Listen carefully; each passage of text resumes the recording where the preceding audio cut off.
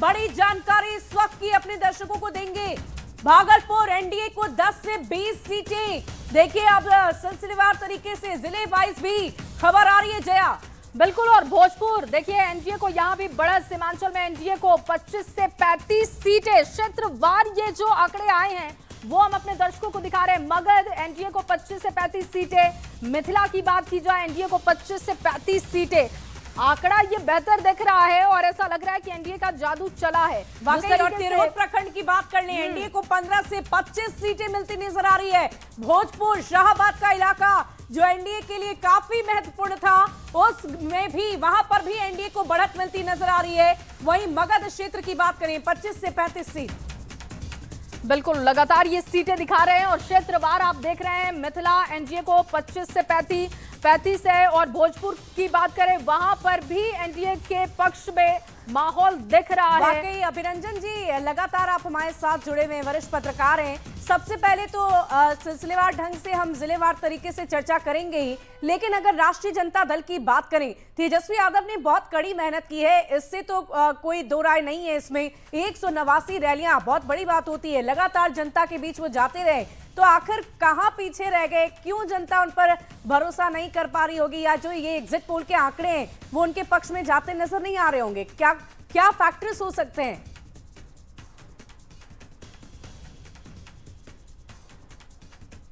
हिमाचल में जो 25 से 35 सीटें एनडीए को दिखाई जा रही हैं, ये इम्पॉसिबल है। अब मुझे नहीं पता कि सीमांचल के 4 जिलों के अलावा क्या और कुछ जिलों को जोड़कर एक बड़ा एक सीमांचल तैयार किया गया है जिसमें कि एनडीए को 25 से 35 सीटें। सीमांचल के 4 जिलों में देखिए 24 विधानसभा सीटें हैं और उन 24 विधानसभा सीटों में आज हमने देखा है कि लगभग 75 से 80% तक वोटिंग हुई है और वो सारे के सारे मुस्लिम बहुल इलाके हैं। खास करके उसमें किशनगंज में तो 75% मुस्लिम आबादी है। कटिहार, पूर्णिया, अररिया, इन सब में भी 40 से 50% मुस्लिम आबादी है।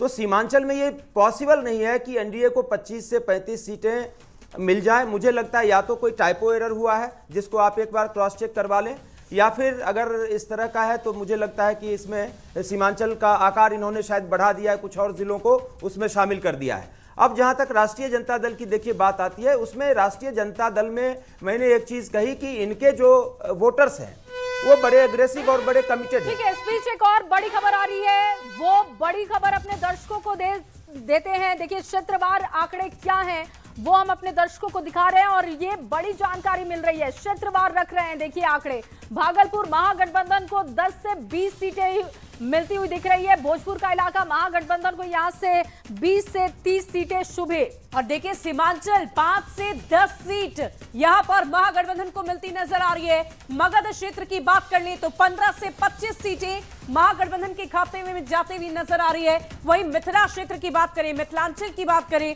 तो 5 से 10 सीटें वहां भी, और भागलपुर की एक बार फिर बात कर लेते 10 से 20 सीटें। तो जिलेवार तरीके से हम आपको बता रहे हैं एनडीए घटक दल और महागठबंधन के अगर सीटों की बात करें तो किन क्षेत्रों में कहां कितनी सीटें मिलती हुई नजर आ रही है, हमारे एग्जिट पोल के आंकड़े के अनुसार वो हम आप तक पहुंचा रहे हैं।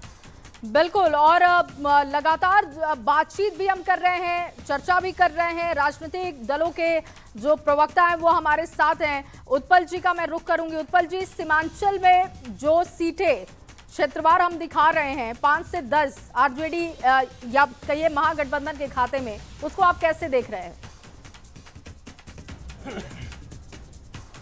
देखिए, सीमांचल की 90% सीटें महागठबंधन के खाते में आ रही है।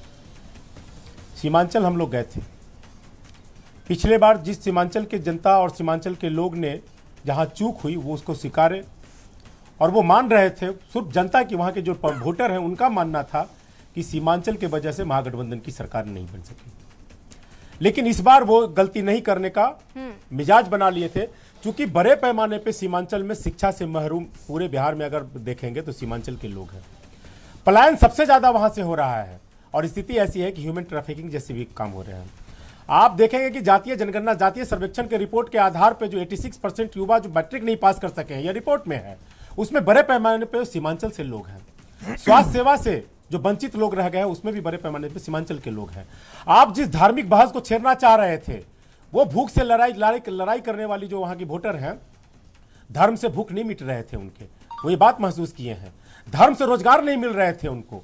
तो जो बात हमारे नेता आदरणीय तेजस्वी जी कर रहे थे, पलायन की, शिक्षा की, स्वास्थ्य की, नौकरी की, और जो सीमांचल के इलाके में विद्यालय महाविद्यालय नहीं है, जो सीमांचल के इलाके में फैक्ट्रियां नहीं खुल सकी है, बहुत उन्नत जगह है, बहुत संभावना है। एग्रो बेस्ड इंडस्ट्री जो मैनिफेस्टो में हम बात किए थे, वहां पे देखिए चाय जैसे क्रॉप कृषि होती है, खेती होती है। ठाकुरगंज जो प्रखंड है उसमें चाय के उत्पादन होते हैं। बताइए, चाय जहां होता है, जहां अनानास होता है, जहां बांस होता है, जहां चावल होता है, जहां जूट होता है, ऐसे क्या बोलते हैं उसको, कैश क्रॉप्स जहां होते हैं, वहां के किसान विपन्न है, उनकी स्थिति बहुत खराब है।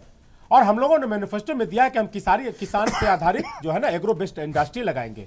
उस पर किसान के वहां के लोग भरोसा किए। वो बड़े पैमाने पे मुसलमान वहां पे है, वो हिंदू मुसलमान करने से वहां इंडस्ट्री नहीं लगने वाली है, वो लोगों ने महसूस किया है। और इस आधार पर सीमांचल के सारे लोगों ने महागठबंधन में विश्वास कर आदरणीय तेजस्वी जी के नेतृत्व में पूरी तरह से अपनी जो मत है मतदान किया है। और इस आधार पर मैं कह रहा हूं कि सीमांचल से कितना दम है, ये 14 नवंबर को जब ईवीएम का पिटारा खुलेगा तो स्पष्ट तौर पर नजर आ जाएगा। लेकिन लगातार हम अभी चर्चा यही बात तो मैं कह रहा हूं, एग्जिट पोल है, एग्जैक्ट पोल नहीं, है। बार-बार अपने दर्शकों को 65 घंटे देखिए, आवाज पहुंचा रहे हैं। 65 घंटे के लिए अरविंद भाई को खुश रहने दीजिए, हमारे अच्छे मित्र हैं के लोगों ने भी बताया जी। तो ये जो तस्वीर इस वक्त आपके लिए सुखद है, ये कह रहे हैं कि आंकड़े बदल जाएंगे। ये 14 तारीख को जब आंकड़े आएंगे तो उनके पक्ष में आएंगे। गठबंधन और राष्ट्रीय जनता दल के नेताओं के लिए सुखद है। 14 तारीख के पहले तक बोलने के लिए उनको एक सुविधा है। इस सुविधा के आधार पर वो बोल सकते हैं, बोलने की आजादी है। वरना जो बिहार के चुनाव में हम लोगों ने पाया, लोगों का उत्साह, लोगों का समर्थन, लोगों का सहयोग इस तरह से मिला। और इस तरह से मिलने के बाद जिस नतीजे पर आज हम लोग पहुंचे हैं, आज जो एग्जिट पोल में जेडीयू और एनडीए की जो सीटें दिखाई जा रही हैं, मेरा तो मानना है कि इससे भी ज्यादा ज्वाइन किया है। और मैं उम्मीद करती हूं कि प्रीति जी, आपने एग्जिट पोल हमारा देखा होगा, आपका रिएक्शन मैं चाहूंगी एग्जिट पोल के आंकड़ों पर। जी, ये जो एग्जिट पोल अभी दिख रहा है ये टीवी स्क्रीन पर, इसमें एक बात तो स्पष्ट है कि महागठबंधन इस बार सरकार बनाने से एग्जिट होती हुई नजर आ रही है। और जो वो लोग दावे कर रहे थे लगातार कि इस बार एंटी इनकम्बेंसी है, हर तरफ जो है बढ़ता हुआ मत प्रतिशत इसलिए हो रहा है क्योंकि सब लोग नीतीश सरकार को हटाना चाहते हैं। लेकिन ये बात बिल्कुल भी उलट नजर आ रही है एग्जिट पोल में। अब तो हम लोग सरकार बनाते हुए नजर आ रहे हैं और इस बात को लेकर पूर्वानुमान भी था। और एनडीए घटक दलों के सभी नेतागण लगातार इस बातों को कह रहे हैं, रख रहे हैं कि मोदी नीतीश की जोड़ी यहाँ पर हिट भी है, फिट भी है और अब तो सुपर हिट होने जा रही है। प्रीति जी, बिहार में भी जानना चाहेंगे, भले ही गठबंधन में आप हिट नजर आ रहे हो, लेकिन ये जेडीयू बड़ी पार्टी हमारे आंकड़े में नजर आ रही है, बीजेपी पीछे होती नजर आ रही है। क्या मेहनत में कोई कमी रह गई क्या? दोस्ताना तरीके से चुनाव लड़ा, सभी घटक दल के लोगों ने एकजुटता के साथ चुनावी मैदान में अपनी रणनीति को धरातल पर उतारा है। और इसमें कौन दल कितनी सीटें जीतता है इससे ज्यादा महत्वपूर्ण यह है कि सब मिलाकर कितनी सीटें जीतते हैं। और हमको लगता है कि ये जो एग्जिट पोल कई आ रहे हैं उसमें से हम 160 सीटों से कम तो नहीं ही जीतेंगे, उससे ज्यादा ही जीतेंगे। ठीक है प्रीति जी, बड़े फैक्टर बता दीजिए, कौन से वो बड़े फैक्टर हैं जिसने काम किया है आपके पक्ष में, और कौन से वो बड़े फैक्टर विपक्ष के लिए हैं जिसके दावे तो विपक्ष कर रहा था लेकिन वो काम करता हुआ नहीं दिखा? बहुत जल्दी से बताइएगा। सबसे पहला फैक्टर है कि महिलाओं को सम्मान मिला, रोजगार मिला, आर्थिक रूप से उनको स्वावलंबी बनाया गया। दूसरा, युवाओं को रोजगार मिला, उनको सरकारी नौकरियां मिली, उनको आरक्षण का लाभ मिला। तीसरा सबसे बड़ा है कि यहाँ पर लॉ एंड ऑर्डर सबसे चुस्त और दुरुस्त रहा, लोगों को, आम लोगों को चलिए Preeti ji, law and order की बात आप बार बार कर रहे हैं, लेकिन ये विपक्ष वाले तो वही एनसीआरबी का आंकड़ा लेकर बार बार ये कह रहे हैं कि आपकी भी सरकार में उतने ही क्राइम हुए हैं, उतने ही लॉ एंड ऑर्डर में अव्यवस्था देखने को मिली है। हमारे साथ माले से कुमार परवेज जी जुड़े हुए हैं। परवेज जी, ये देखिए बार बार उन्हीं मुद्दों को लेकर जनता के बीच विपक्ष के नेता जा रहे थे, और शायद क्या आपको लगता है कि ये जो आंकड़े हैं उनमें तब्दीली आ जाएगी? आपके नेता ने जो वादे किए उस पर जनता ने भरोसा किया है? देखिए, एक बात तो आपने जो ब्रेकअप दिया, वो ब्रेकअप से कुछ अजीब सी चीजें पैदा हो गई कि